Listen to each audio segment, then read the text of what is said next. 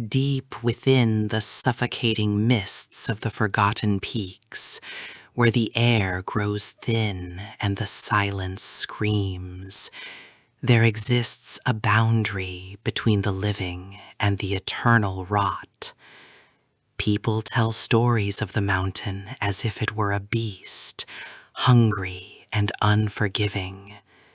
But tonight, the wind carries a different melody, a whisper of a love so twisted, so unnatural, it defies the laws of the grave. Can you feel it?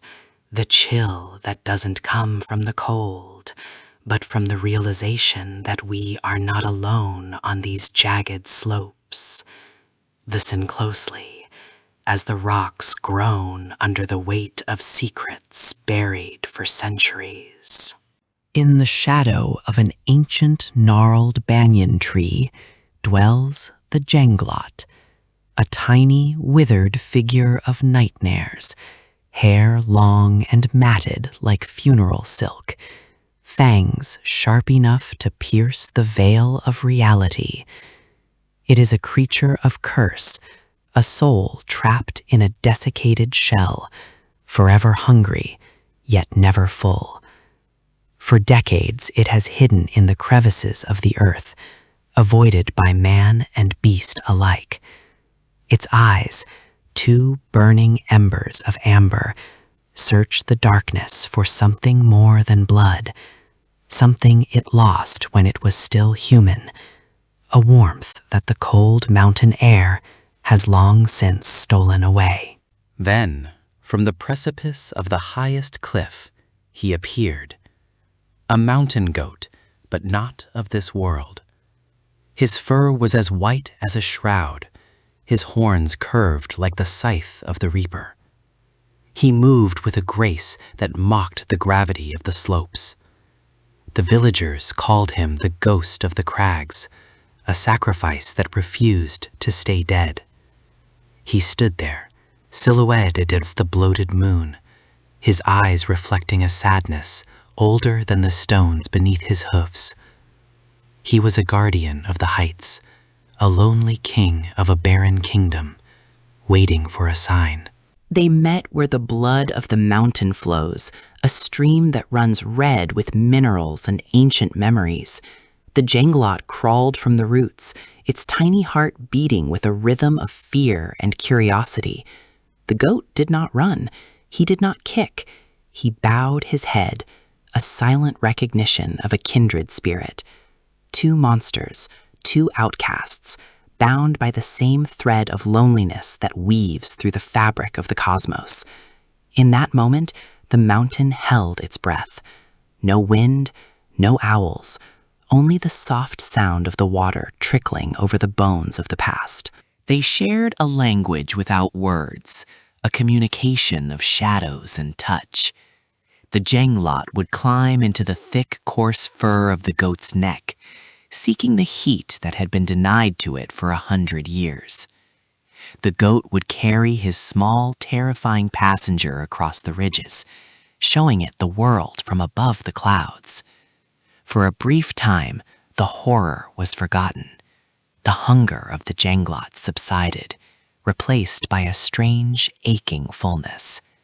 It was a love that shouldn't exist, a bridge between a demon and a beast, built on the ruins of their former lives.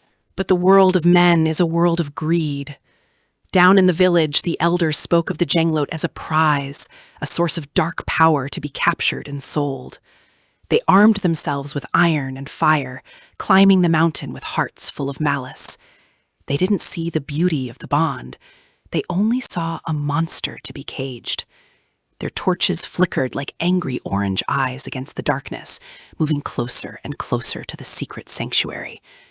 The mountain began to tremble, as if sensing the impending desecration of its most sacred secret. The twist of fate was sharp and cruel.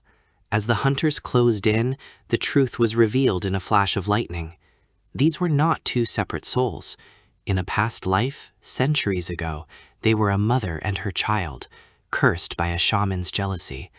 The mother was turned into the beast of the peaks to protect, the child into the Jenglot to suffer. They had finally found each other in the dark, only to be hunted once more. The realization hit like a physical blow, a wave of grief that turned the mountain's mist into a torrential rain of tears. The goat knew there was only one way to save his passenger, his child. He led the hunters to the edge of the great chasm, a drop so deep it reached the heart of the earth.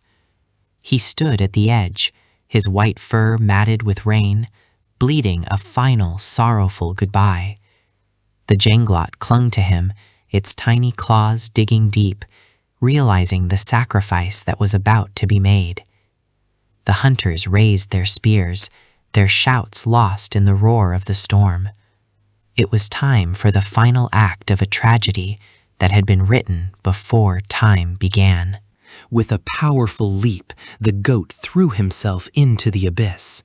But as he fell, he tossed the Jenglot back toward the safety of the deep forest. A final act of protection, a final breath of love.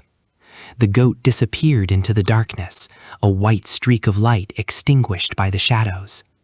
The Jenglot watched from the safety of the ferns, a silent scream echoing in its hollow chest. The hunters reached the edge, only to find nothing but the empty air and the smell of ozone. The sacrifice was complete, the bond severed by the cold hand of death. Now, when the moon is full and the mist is thick, they say you can still hear them. Not the roar of a monster, but the soft bleat of a goat and the tiny, airy whisper of a child. The Jenglot remains, a lonely guardian of the cliffside, waiting for a return that will never come. The mountain is no longer just a place of horror. It is a monument to a love that survived the grave, only to be lost to the cruelty of man. Beware the heights, for the tears of the mountain are real, and they never truly dry. Sleep well, if the shadows let you. The story of the Jenglot and the goat is a reminder that even in the darkest corners of our world, love can bloom. Chilled your blood. Show your support. Don't forget to like and subscribe for more updates. Join us next time if you dare to listen to what the darkness has to say. Until then, keep the lights on and watch your shadow.